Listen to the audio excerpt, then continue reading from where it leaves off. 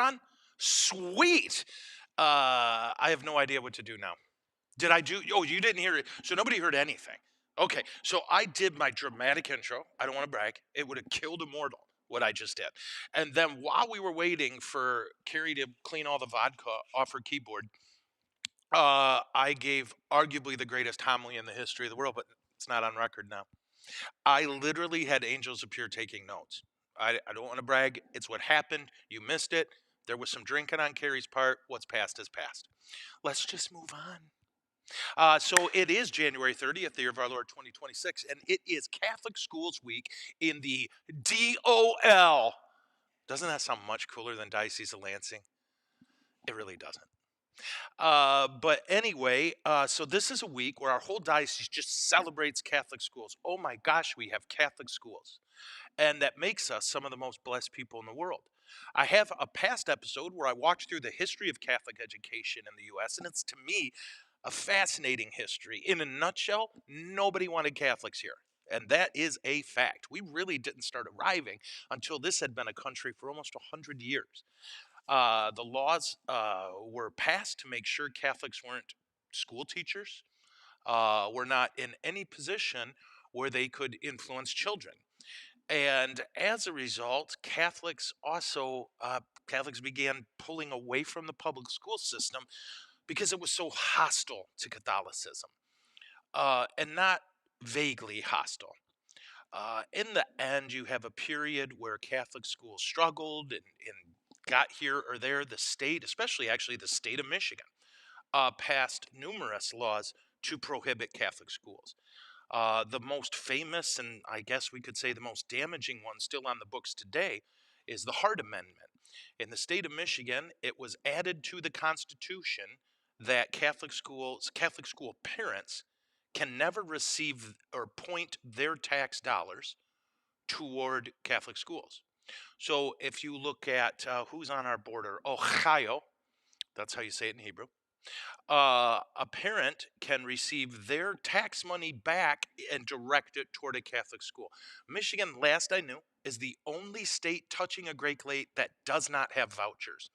And the only way now we'll ever have them is, no kidding, if we change the Constitution. Fascinating history. In the end, Catholic schools struggled along. We were not known for being good educators for quite some time. There was also a lot of battles because Catholics wanted the schools to operate in their native language. So, for example, the most common issue with Catholic schools at the beginning was German Catholics refused to learn English. And literally, Catholic bishops wrote documents telling the Germans, knock it off, learn English. And their response, Nein! We will not comply. This kind of thing continued, tons of battles, and eventually, for better for worse, Catholic schools began to become an extremely powerful force. Catholics did not send their kids to public schools, they just didn't. And so you had a massive structure where tuition was dirt cheap, right? My dad talked about when he was in school, it was $1 a semester. The parish was totally geared toward the school. Why? Because what they understood was that there's only two options. There is Christian or not Christian, and we want our kids doing Christian. Yeah. Um, in the end, for better or worse, Catholic schools became phenomenal at their jobs. Suddenly, Catholics were enculturated into American culture. So if you look, the longest stretch of history of Catholic schools in our country was the enculturation element, namely, where all Catholic schools shifted to two things. We're going to make really good Catholics, and we're going to make really good Americans. That was so important. Catholics became a majority and even a supermajority population in this country, yet we couldn't get any of our people elected to anything, right? No one would vote for a Catholic except a Catholic. In the end, it, in my opinion, oddly enough, worked against us. Catholic schools, like when I was younger, were well known for being good private schools. We're going to send our kids to a Catholic school so they can have worldly success. And what ended up happening? All of a sudden, Catholics became the wealthiest and arguably politically the most powerful element in our culture. You look at our Supreme Court, it is packed with Catholics. You look at, we went from never having a Catholic president to having one and no one really talked about it. Remember, the first Catholic president in this country was JFK, who had to announce that he won't be a good Catholic to be president. Uh, Wild stuff. A kind of, it worked against us. Catholic schools became expensive because they were no longer taught by nuns who took vows of poverty. Now you have lay teachers who require insurance, retirement, and a just wage. Yeah. So Catholic schools became more and more expensive. The product that was emerging was, we're going to get your kid ready for college. Uh, in the end, it feels like we are reclaiming a Catholic identity in our Catholic schools. And it's a tough fight, but it's a good one. Um, Most people who can afford Catholic schools, this is a hard change for them. Well, I'm sending my kid to Catholic school so he can go to the best college or so he can go to the right college. In a weird way, for us, that's like priority number 20. Priority number 1, we're going to make a saint. And how are we going to do that? We're going to teach them to be great Catholics. It's my personal opinion, and I'm not the smartest guy in the world, so I could be wrong, that if we continue this shift away from, well, send your kid to a Catholic school, it's safe and they get a great education, to send your kid to a Catholic school because it's about Jesus, I think we'll see a revival. I really do. Either way, that was much longer than I intended to talk, and I blame Carrie.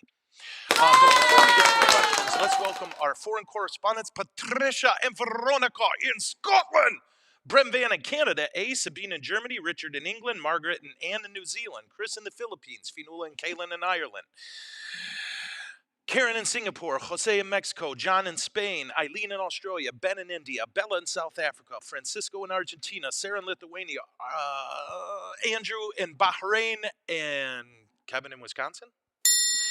So huge shout out to all of our foreign correspondents and a warm welcome to all of our thugs and to Vermont Mike, my favorite agnostic.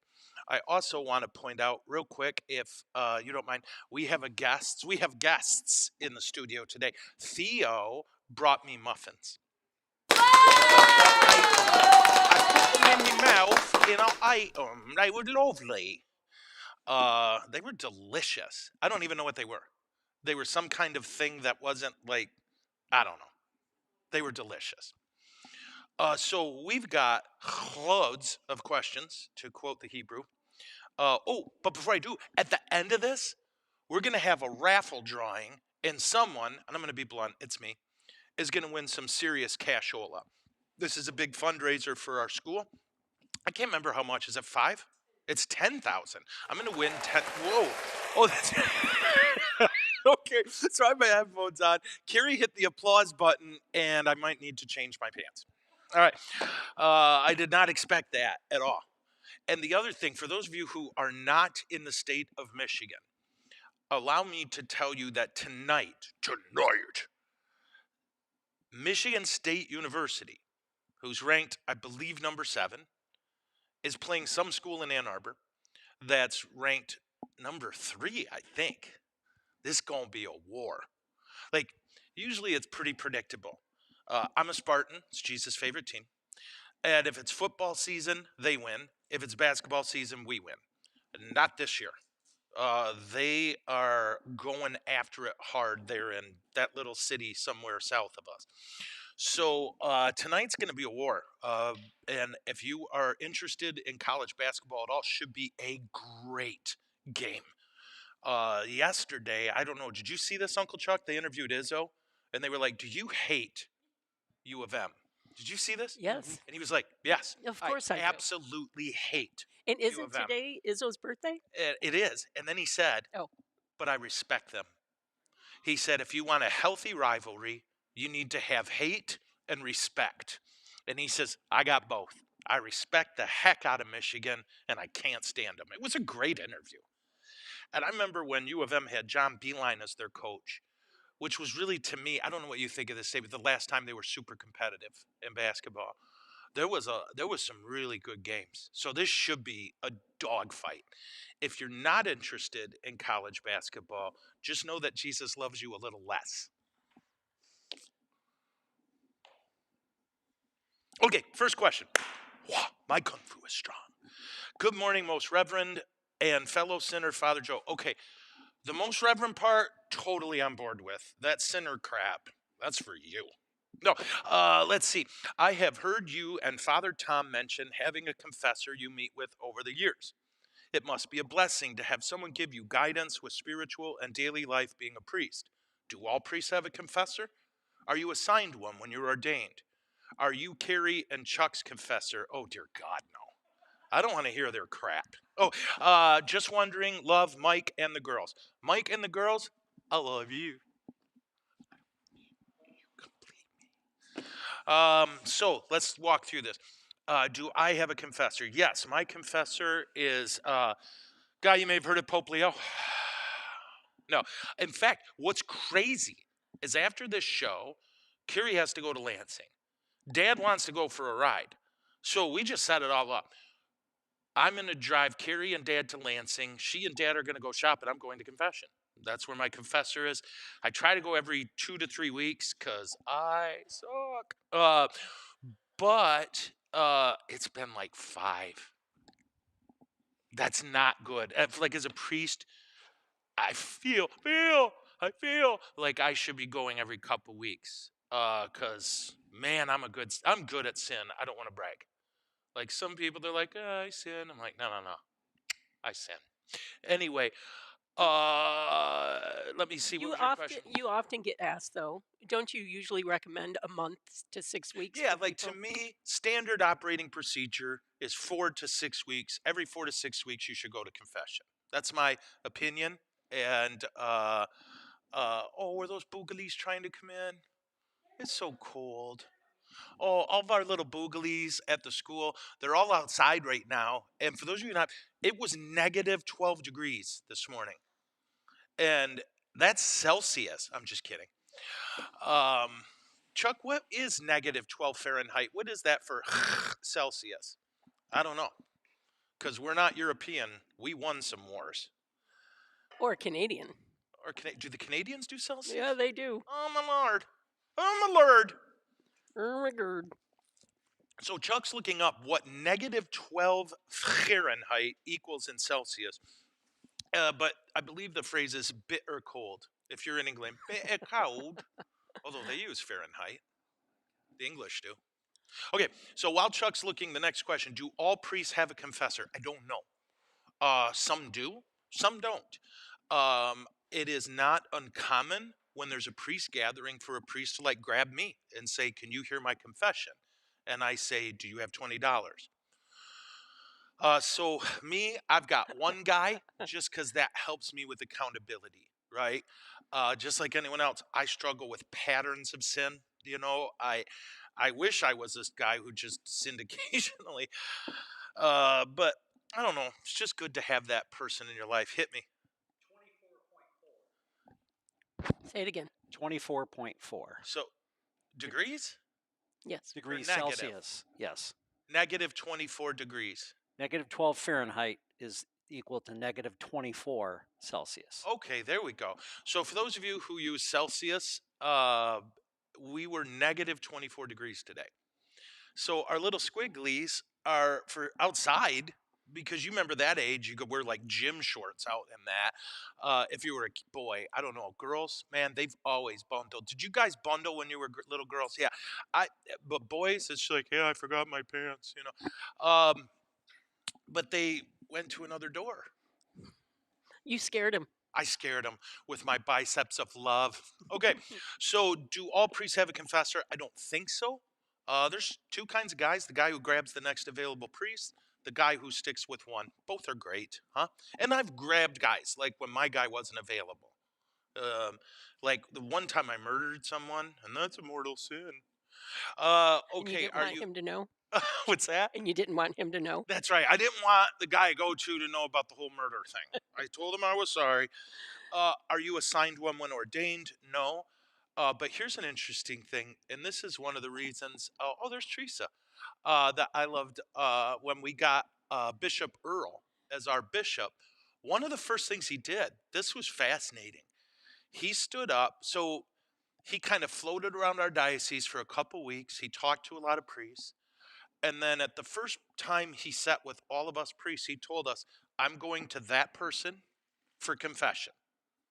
And he said, I want to make sure I'm accountable to you. He picked a confessor, and that's who he goes to. And that's pretty cool. I like that. Uh, in terms of, I encourage the staff who work here to not go to me for confession. Why? I don't want to hear their crap. No, just it doesn't seem like a good idea. Now, I don't even offer face-to-face confessions, so I rarely know who I'm talking to.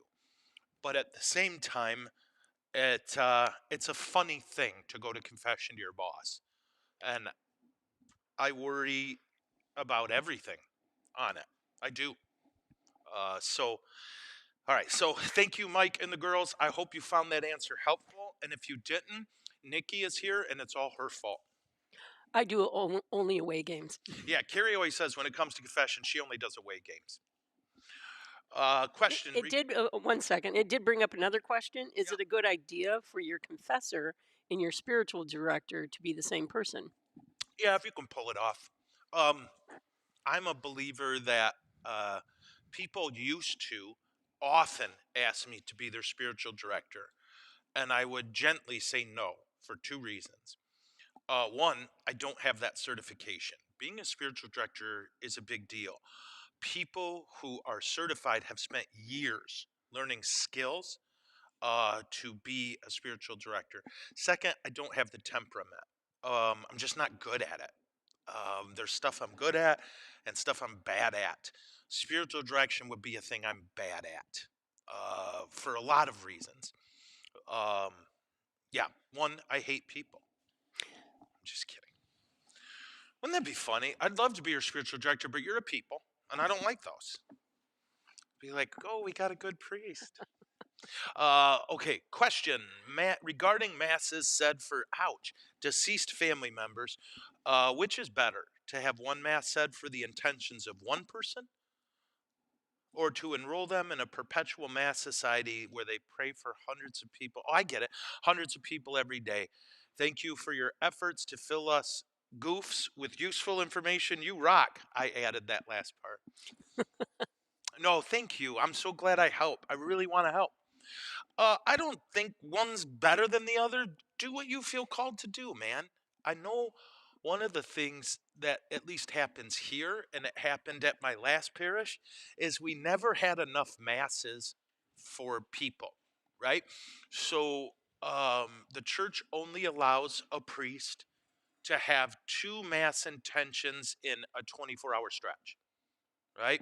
So they call doing two masses, they call binating.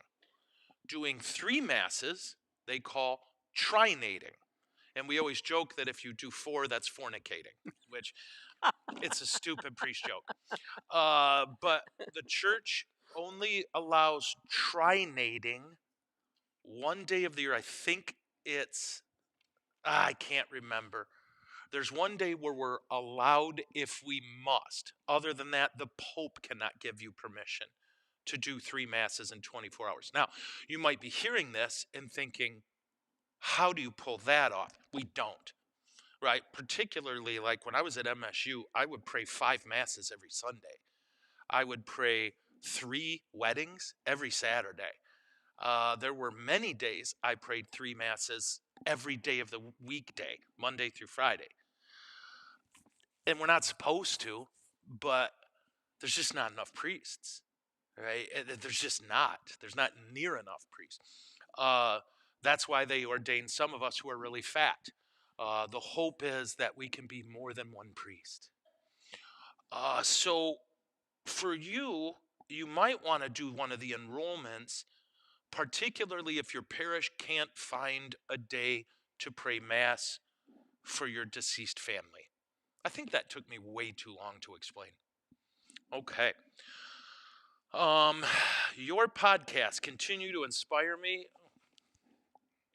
and I am convinced your words. Oh my gosh! Don't put these nice things in there.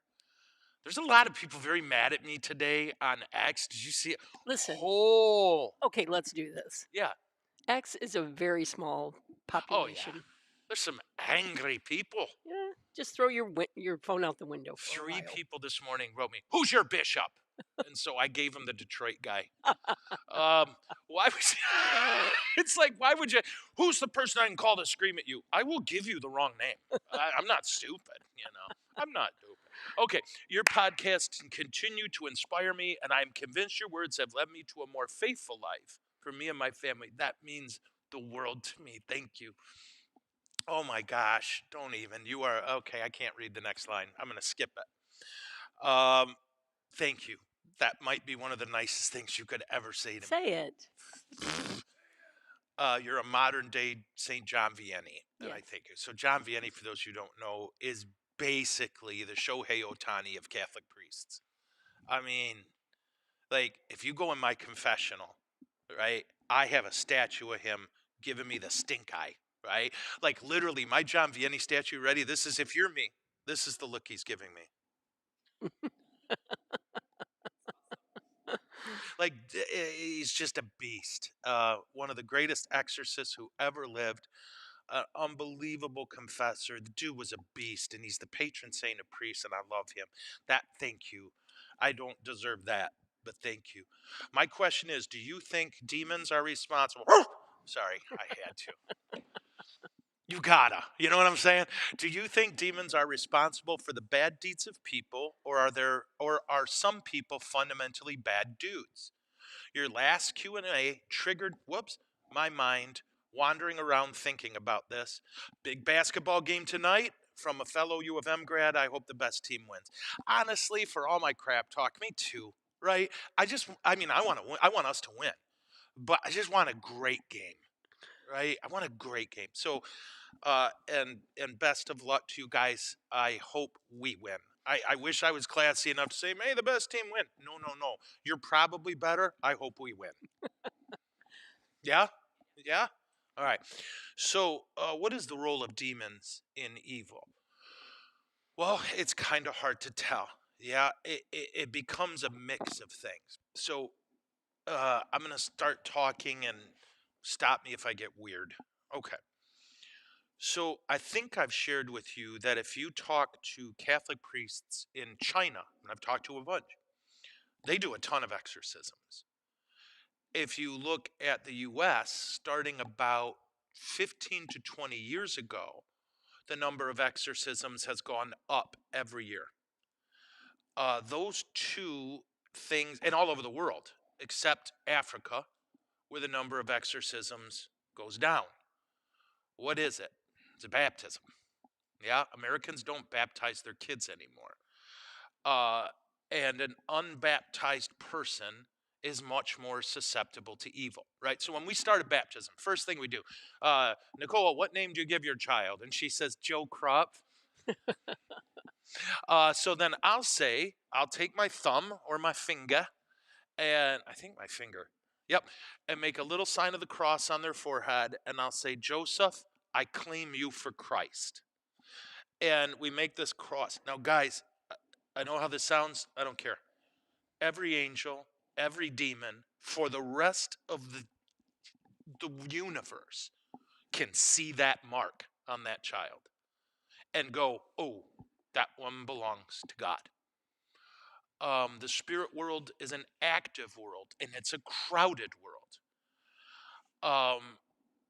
And for lack of a better phrase, why work for a target when you have another target you don't have to work for?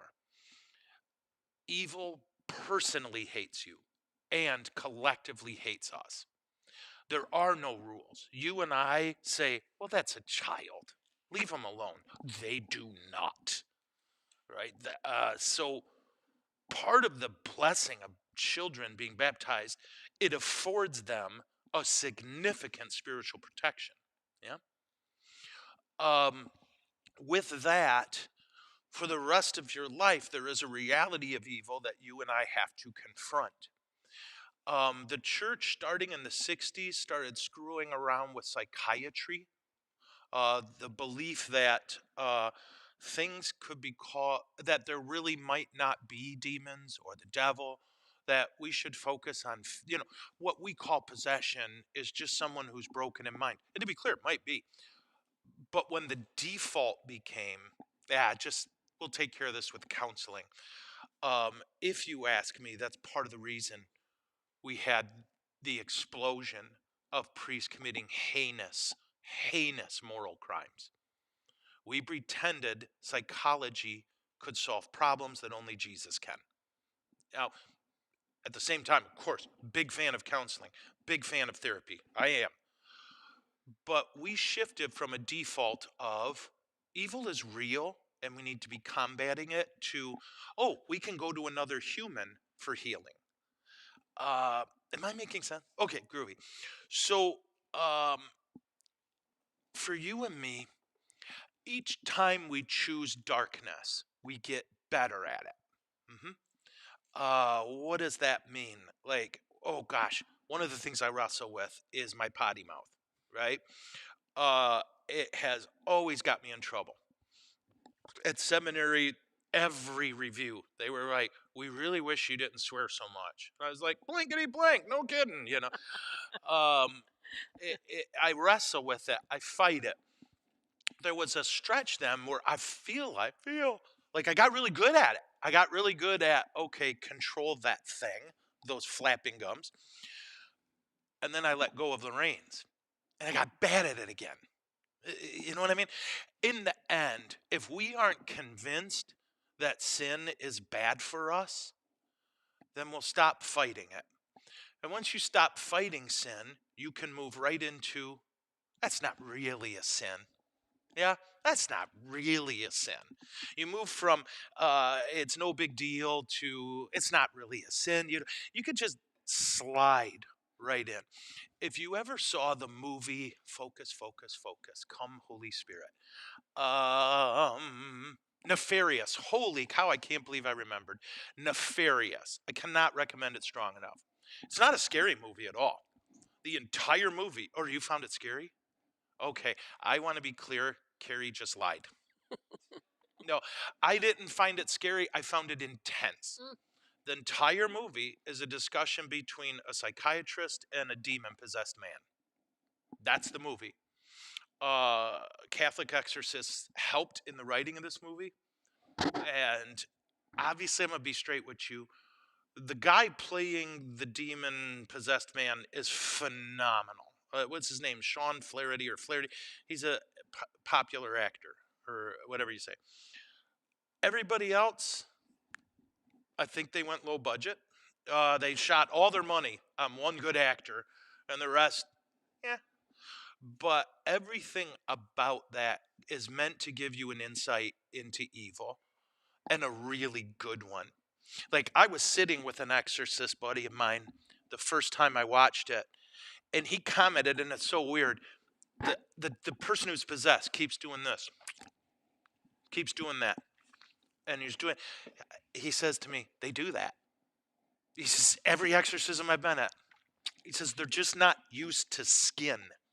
And they're constantly like, it's so weird. He was like, yeah, exorcists helped with this movie. And they list them at the end, which, yikes. So evil's real. It's a big part in evil, but we have to cooperate. You can't just like walk along and get possessed. This is something you work at. This is something, and especially for baptized people, it's incredibly difficult. But you don't need to be possessed to be tricked. Yeah, you don't. Was that too dark? No. Okay. Because Nicole is possessed.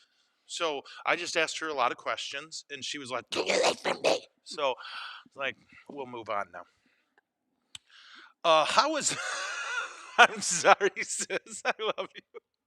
I've known her since she was a little boogly. At least in my head, you were a little boogly. Oh, and I got to be at her wedding. Um, the police walked me out, but I came in there. Restraining order. Be danged. Okay. How is a bishop selected to be cardinal? Cannot tell you enough. Oh, how much? Okay, this person loves the podcast. Thank you. I love you too. Okay. So, what do you call them? Cardinal. They're called that from the Latin word for the hinge of a door. Okay. They don't mean cardinal like the bed, right? They mean cardinal like the hinge of a door in Latin. Why? They're the door to the papacy. Okay. How are they picked? The Pope, right? It's unlike anything else. The Pope says, that guy right there, he's my guy. And that person then is a cardinal. Who is eligible? Until, and I might be mistaken, I believe 1986, any baptized Catholic male. Isn't that wild? But they changed the law code. I think I have this right. I've been wrong so many times. It was kind of a loophole in a weird way. But if you look at like St. Ambrose, right? Look at St. Ambrose. This is a crazy story. He wasn't baptized when he was named a bishop, right? Or he wasn't a priest when they named him a bishop. This used to be, I wouldn't say common, but also tell you it wasn't rare. That they would say, Nick. Nick is a cardinal of the church, but he's not even baptized or not even a priest. So what would they do? One day you make them a deacon and a priest, and then you wait 24 hours, you make them a bishop, and then name them a cardinal. That's what they did with St. Ambrose. A ton of Chuck what? has some information. What's that, Sissy? Chuck has some information. Oh yeah. So a man must be freely chosen by the Pope, See, that's Yeah. Spanish. be at least a priest, At least a priest. What the hey? become a bishop unless the Pope grants a special dispensation. That's the nice thing about being Pope, right? It's that last absolute monarchy in the world that I know of, right? If there's a law the Pope doesn't like, he can be like, let's fix that. So the Pope decides it can be any person, and why are they chosen? Usually for exceptional service or theological contributions or leadership in some high fashion. They used to do this with priests as well and make monsignors, right? But they quit doing that about 13 years ago, 14. Like we had a guy, in fact, the pastor before me, who grew up right down the road from me, Jerry Vinke, superstar action figure, collar sold separately. They made him a Monsignor and then ended the naming of Monsignors like 2 weeks later, which is wild. But a Monsignor was a priest who they went, that dude's kicking tail, right? And here's the funny thing. Do you know this? This is so Rome. If they name you a Monsignor, you're now a member of Vatican City, right? You're a citizen. Do you know what the first thing you get? Taxes. Do you know that? Seriously. Like, I remember a buddy of mine got named Monsignor. He was like, dude, they sent me a bill literally for back taxes. You, you gotta love those Italians. You know, it's nice that you're a Monsignor. It'd be a real shame if something would have happened to that. How you doing? Okay. We need a pope who talks like that. Do you know when St. John Paul II was made pope in 1978, it broke a 700-year streak of Italian popes? Did you know that? Yeah. Why are we talking about this? What are we doing? Do you remember? Oh, Next questions, question. right? Okay. Did I answer that question? I have no clue. Yes. Yes. Okay. So, how is a bishop selected to be cardinal? Doesn't have to be a bishop. It can be a priest. The Pope says so, and that's it. Now they vote for Pope until they're 80, right? Once they're 80, you can't vote for Pope anymore. Okay. So, next question. Is it okay? How are we doing for time? I feel like I've been going a while. No? All right. Is it okay to ask people in purgatory to pray for me? Oh, gosh, yes. Gosh, yes. Please do all the time. I asked my mom to pray for me, although I assume she crushed purgatory in like an hour. I assume she walked and she's like, I'm heading home. But Like, we're never supposed to speculate, right? Like, the church is like, just kind of leave people alone. Just pray for them when they're dead. Ask them to pray for you. But in terms of, I've had people come up, do you think my mom's still in purgatory? And I'm always like, no, I can't tell. Nobody tells me this stuff. Although it'd be awesome if, like, an angel appeared. Hey, your mom's home. She finished her term. Or, just so you know, your mom's actually behind Stalin. She's going to be there a while. That would be awful. It'd be like, good news, you've made the cut. You're going to heaven. Bad news, you're going to be in purg for a bit. You're actually behind Mao Zedong. In line. He will get to heaven before you. What were we talking about? God and stuff. No, really. What does anyone remember? Who knows? The question. Oh, yeah. Ask people in purg to pray for you. They want to. Yeah. If you read Dante, when he talks about purgatory, one of the things I remember this one specific image of a dude who's carrying a big, ow, my shoulder hurts, big boulder on his back, right? But when Virgil takes Dante to him, the man is beaming. He's smiling. He knows he's going to heaven. And he knows he's working through whatever he needed to work through. You know what I mean? Who's coming through? Hey, what's going on? I saw your dad. Yeah. Okay. Where were we? There. We're done. Yes. Ask people in purg to pray for you. You pray for people in purg, especially if their name is Michelle and they work at the front desk of the school. Oh my gosh, here's a coincidence. There's Michelle and she works at the front desk of the school. Who saw that coming? Okay. Who are you planning to interview during the Good News Cruise this year? I have no recollection, Senator. Isn't that terrible? Do you remember? I don't know. Oh, People? there's people. Yes, people. And I, in fact, just talked to Father Mike Schmitz before the podcast. He's just doing a hit and run. So we're not going to interview him this year. And that's fine. Fine. I'm not bitter. but we'll be showing all of those when we get back. Yeah. So we'll be collecting the interviews while on the podcast. Did I tell you guys? This is crazy. Did I tell you I'm interviewing, what is it, Andrea Bocelli or Botticelli? Did I tell you I'm doing that? Because I'm not. So if I told you that, sorry. Do you remember when we were, so for those of you who don't, did you see that? Yes. That was the Holy Spirit. Focus. Do you remember what we were talking about? Andrea Oh, Bocelli. Carrie said, so we get this email. For those of us who are working on the cruise, do you know this Andrea Bocelli? He's a singer. He's an opera dude. So she's excited to see him. I'm going to be blunt. I'm a dumb redneck. It's like, do you want to hear opera? No. You know what I mean? I want to shoot guns. That's what I want to do and listen to heavy metal. Body Count. Remember Body Count? Was that Ice Cube? He had the cop killer. Oh, anyway. So we get the email. Yeah, we get the email that says, hey, everybody who's working on the cruise, you're not going to see him. And Carrie or Chuck, one of them said, well, he ain't going to see us. Which was true because he's blind. That was definitely Chuck. It was That not was me. Chuck. Oh, listen to Carrie throwing Uncle Chuck. Was it Uncle Chuck? Oh, sweet. Okay. Chuck was like, yes. This is why I get muffins and you don't. Well, it went. Carrie said, I was really looking forward to see him. I'm not going to be able to see him now. And I said, and he neither you. Yeah.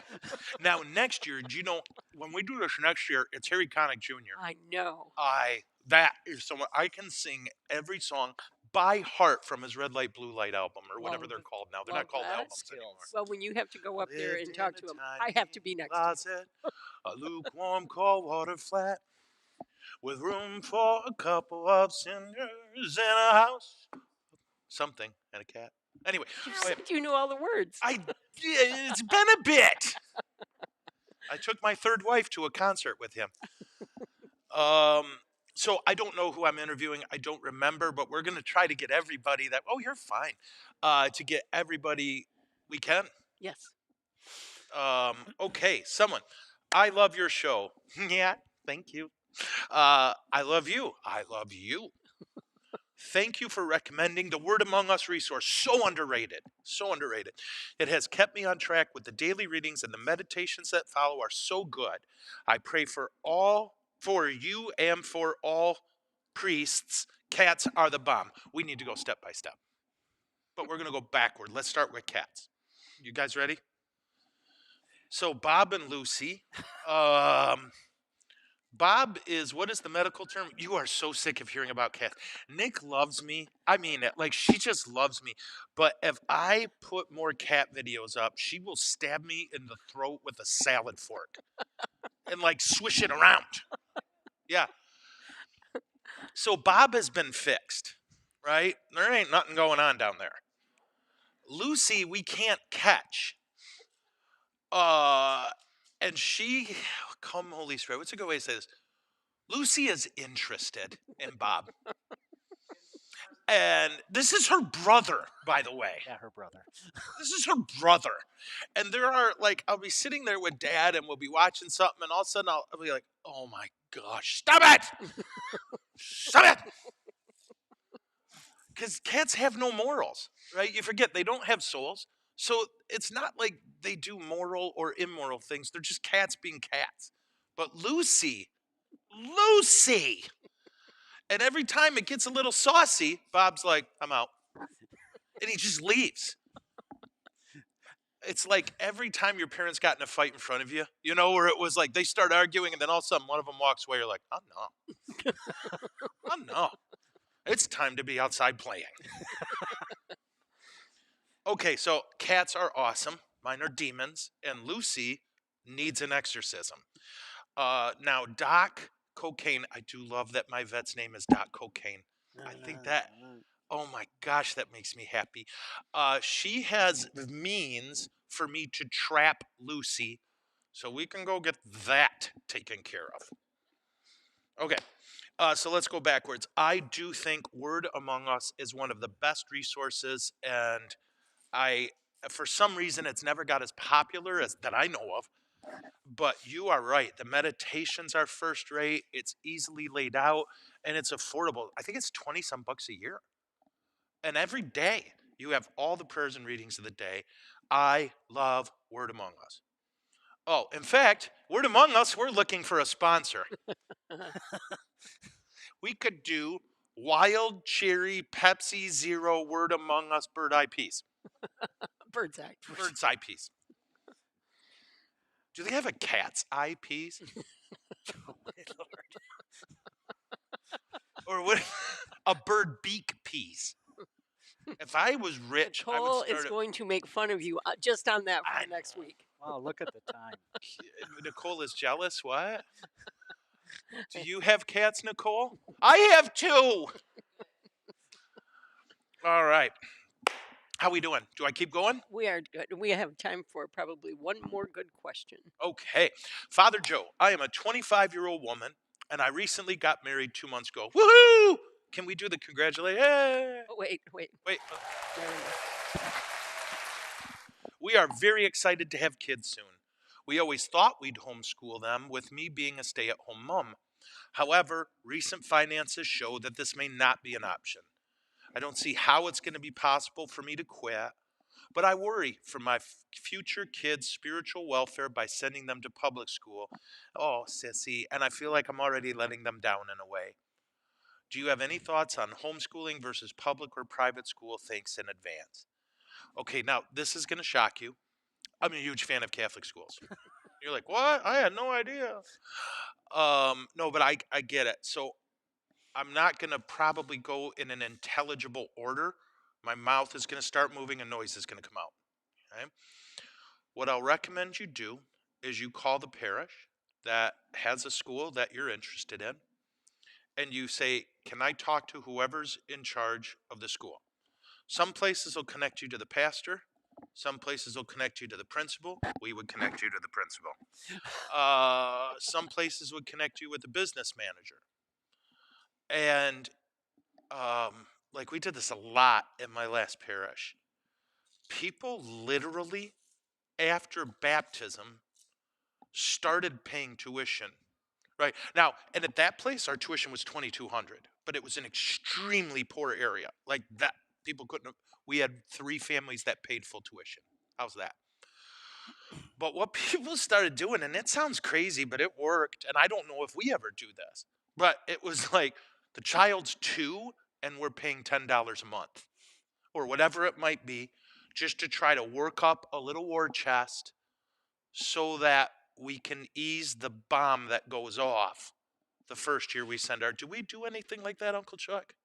No, not that specific way, but Okay. we're very blessed because the diocese has scholarships available. So I tell them find out about scholarships. Yeah. Oh There's things gosh. local parishes can do from a scholarship perspective as well. So Yeah. And Uncle Chuck makes a great point. Like we're stupid blessed in the Diocese of Lansing, and I know others are, but start hunting now because you can accomplish 2 things that if, hey ladies, how are you? Oh my gosh, have a great day. You can accomplish a few things. 1, set your mind at ease. 2, start financially planning now. mhm. Uh, and there was a third thing that I'm keeping secret. Um, I know I'm going to get very angry letters and emails about this. You can save time by not sending them. Okay? You're not going to change my mind, and that's okay. I might be wrong. I'm wrong all the time. I would not send my kids to public schools at this point for any reason whatsoever. Um, it is my earnest opinion that the system is completely collapsing and that it has morally collapsed. Um, it is not an exaggeration to tell you that there was a stretch, I could easily say once a month, easily, where parents were contacting me because they found out their child had been, what do you call it? Well, basically told you're the wrong gender and that the whole school was adapting around it. And I'm amazed whenever people write about this, like on the internet, there's people who say, oh, that's not happening. Yeah, I can tell you for a fact that it is. If we can't, as a society, protect our children from these theories, our children from these theories, oh my, right? This is very basic. It's so basic that humans have got it right for all of human history until 20 minutes ago, when we decided it was worth our child's bodies um, to let them be the adult. The same people who tell you they are a dinosaur or want to be. Somebody's got a parent. And what tends to happen is we put it all on our teachers, right? All of it. You need to be a parent, but you can't discipline, right? And what's happened, some people have taken that and run, and some people have taken it to very dark places. The Catholic Church is clear. The primary responsibility for the education of the child lies in the hands of the parent. The Catholic school partners with parents. That's what we do. And if we don't, we're not behaving ourselves. Okay? At the same time, it's crazy to, like, when I talk to people, what places charge for tuition. It's, we couldn't do it. My parents couldn't do it. But public schools were a lot different back then. Some crazy stuff has happened, folks. Um, all this to say, I know a place not far from here where parents who could not afford a Catholic school, truly, and who were extremely reluctant to put their children into this public system, they formed a consortium of homeschoolers. And a few of my nephews and nieces have been a part of this. We're all going to, Nicole's house today, and the community kind of paid for her to get certified as a history teacher or whatever. Oh, are you guys bugging out? No. Oh, is it time for me to shut up? Okay, so here's the deal. Do your best. And here's the thing. There's no damage that your child will incur that a good mom and dad can't overcome by love and faith and hope. And there's no reality where a Catholic school can save your kid. All of that is to say, keep striving. You are not failing your kids, that I know of. Um, yeah, okay, I'll shut up now. So here's where we are. Um, we are very blessed to have a big raffle, and it's one of the ways we fund our school. And tickets are $18 trillion. We just need one person to buy one. Carrie's not even listening. Shelly, It's you were very listening, funny. right? Can you go over? Yeah, there you Don't go. do it. It's a trap. Yeah, she's trying to lead you astray. That was my lunch.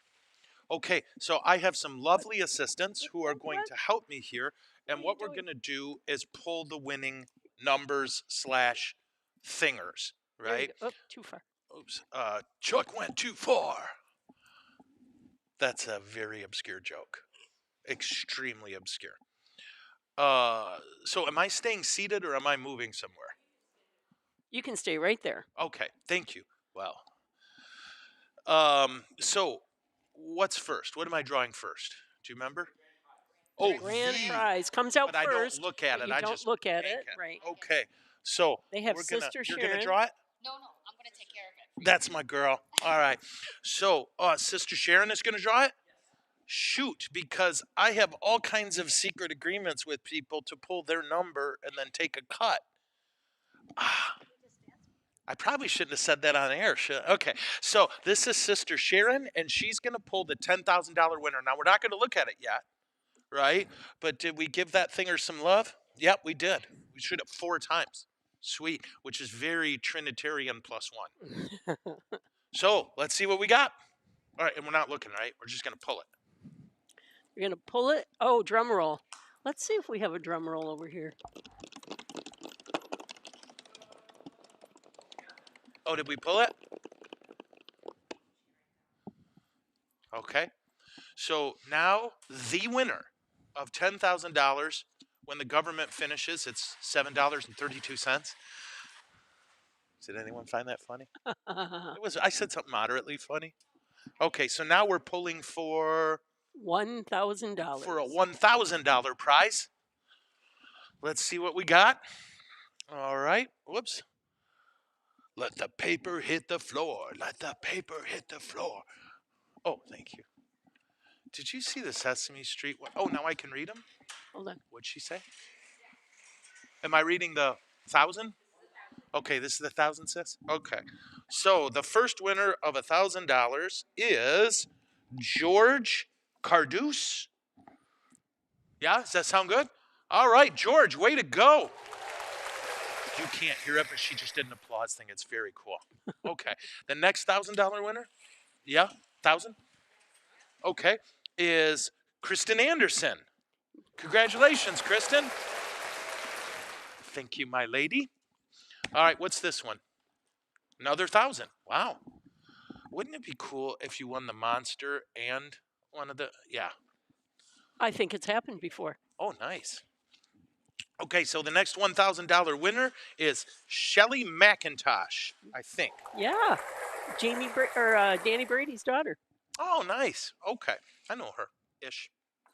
I visited her in prison. Yeah. Okay, what is the next one? 1,000. Another $1,000 prize. Okay, sister's just getting after it. Do you see our holy sister over here? Okay, the next winner has fantastic handwriting. Holy cow. Okay. Aaron Shanky. Way to go, Aaron. Look at the handwriting. Mine looks like Japanese. Now, is that the last 1,000? It looks We like have- we have one more, maybe? Is there $5,000 winners? Yep. Okay, we got one more. Let's see who we got. You got this, sis. You're tearing it up. You're amazing. Okay. So all of this money goes toward our school. This person is Angie Cameron. Yeah, I think I said it right. Oh, seller name. I was like, why is Cameron on there? I get it. Okay, so congratulations to all of our winners so far. Oh, we're going to hand over the check. Hold on 1 second. Before you announce the $5,000 winner, they have the list of people who I won thought I the. already did. The $10,000. Sorry, Oh, I didn't announce that? you did not. We drew it and then we set it aside. Oh, It's a secret. nice. But Okay. before we do that, she's going to give you the winners of the family projects behind you. Oh, okay. So behind us are projects our kids have created and their families. their families, and people like voted Yes. on this. So all day we've seen people walk through here and they're voting on creative and blah blah blah. So now we're going to find out Go what ahead. family won the what do you say poll to Yes. see. Okay, so we'll go backward. Third place is the Kildow family. Congratulations. I don't know which one they are. Second place is the Drake family. Nice. I don't know. Yeah. Okay, and first place is the Michelle family. Yeah. Nice. Oh, wonderful. We have so many good families. All right. Now here it Seriously. is. The Okay, 10 so now we get to the $10,000 prize. Okay, Whoops, you are can't you ready? stand. What's that? What is she saying? Oh, I'm supposed to stay seated. Seated. Yeah. I said seated. I'm supposed to stay seated. Yes. What do we do? Oh, here we go. Ready? Oh. Who is that? Laura O'Brien. Congratulations. Wow, look at Yay! that signature. Look at that's even better than the money. Look at this. Future Pope signed fake check. There you go. You can eBay that. Yeah. So congratulations, Laura O'Brien. Thank you to all the people who bought tickets, who sold tickets, who worked so hard. What am I'm being pointed at, but I don't know why. That's okay. Okay. This camera, orange camera. Okay, orange camera. That's it. That's it. Okay, so thank you for tuning in. Next Wednesday, we're going to well, it's somewhere on there, stuff involving Jesus. We're going to wrap up the January campaign for Yes. Faith Restart 2026, and then you'll announce your Lenten campaign. Yeah, we're excited. We're doing a Lenten series on the podcast, or not on the, well, anyway. I'm Yes. going to shut up and stop talking. So, Jesus, we thank you for the gift of all of our mums and dads and grandpas and all those who sacrifice for schools. We thank you for our teachers and administrators and volunteers and all those who pour their whole heart and soul into it. We ask that you bless and protect our schools and help them to be little saint factories. We ask this through Christ our Lord. Amen. And may Almighty God bless you all, the Father, the Son, and the Holy Spirit. My Kung Fu is strong. I'll see you beautiful people next week. And until then, Bird's Eye Frozen Peas, we're looking for a sponsor, is my gift to you. Is it over? No, it's never over. You get it? All It'll right. never What be you over. says.